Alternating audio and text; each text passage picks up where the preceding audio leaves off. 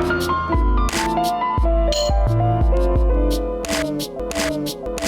welcome guys. In this video I'm doing an overview of my lawnmower and weed whacker. Yep, you heard me correctly. Now I know this is a technology related YouTube channel and these are technology related because this weed whacker and lawnmower are both battery operated. Now this is kind of picking up pace over the last few years. Battery operated lawnmowers, weed whackers, hedge trimmers, leaf blowers. So a lot of people are still kind of skeptical. Is it worth investing that extra little premium price for them? My personal opinion, yes. I found mine to be great. I've had each device for about 2 summers now, and I have no problems with them at all. You see, they have the advantage of a gas-operated lawnmower or weed whacker. You also have the advantages of a corded electrical lawnmower because it's just as quiet as one, light as one. It's environmentally friendly. You don't have to check gas levels and all that other annoying stuff. You don't have to check oil levels. And let's face it, it's really annoying when your neighbor has to use their gas-operated lawnmower first thing on a Saturday morning and then it ends up waking you up. And let's just go straight into the overview and you guys can kind of judge for yourself if you're really interested in one. My particular manufacturer of each one is Greenworks, which is exclusive to Canadian Tire here in Canada. But for around the rest of the world, I'm not sure. You'll have to Google research that. If you want to know which models I'm using, I'll put information for that in the video description. So powering my lawnmower and weed whacker is this bad boy right here.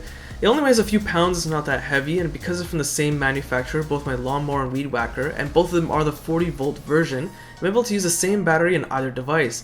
Not only that, each device comes with the same battery on hand, and if you want to see how much battery is left, all you have to do is press the battery indicator on the front, and I'll show you how much is left. And what you guys are seeing right now is my lawn space, and because I own a corner lot house, I have a fair amount of space to maintain.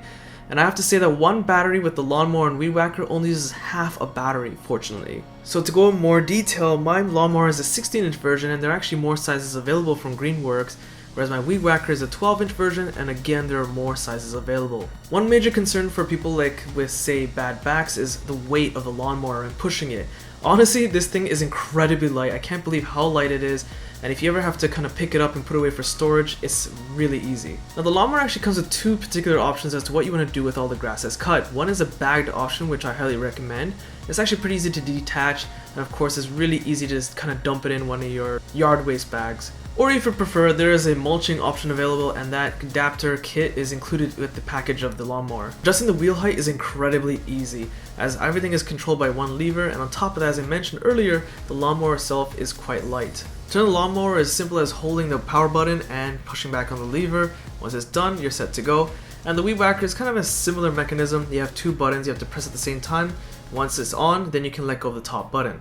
Placing the battery inside the lawnmower is just as simple as opening up the hatch, sliding it in, and that's pretty much it. Taking it out is just as easy as a simple button you gotta push down, it'll release the lock mechanism. This function actually works pretty similar to how you would insert the battery with the weed whacker. You just kind of slide it right in, it's locked, press the button on the battery to unlock it and it'll slide back out. So I wanted to give you guys a sound test. Now keep in mind that this is not really going to do it justice as you really have to hear it in person, but you can take a listen anyway.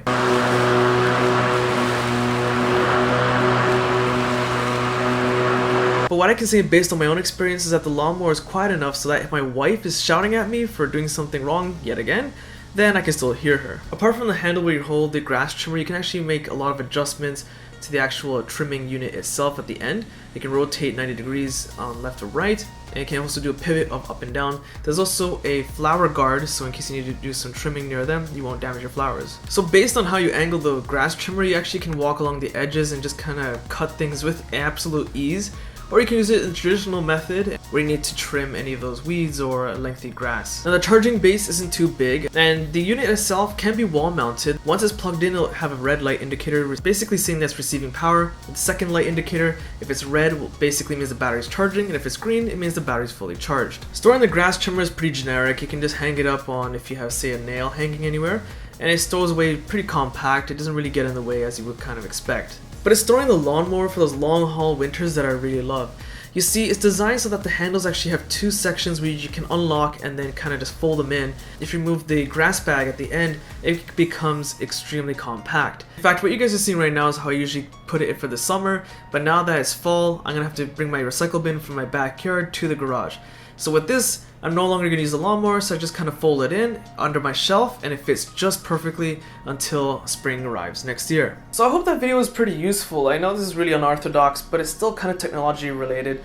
So, if you're looking to invest in a new lawnmower or weed whacker maybe next year or maybe now if you're living in a warmer climate, honestly, I think it's kind of worth it, and I have no regrets getting them. I think it's pretty awesome and really convenient based on all those features I showed. If you found this video useful, be sure to check my Facebook, Google+, Twitter, Instagram links in the video description. Hit that like button, it does help. Subscribe, and thanks for watching.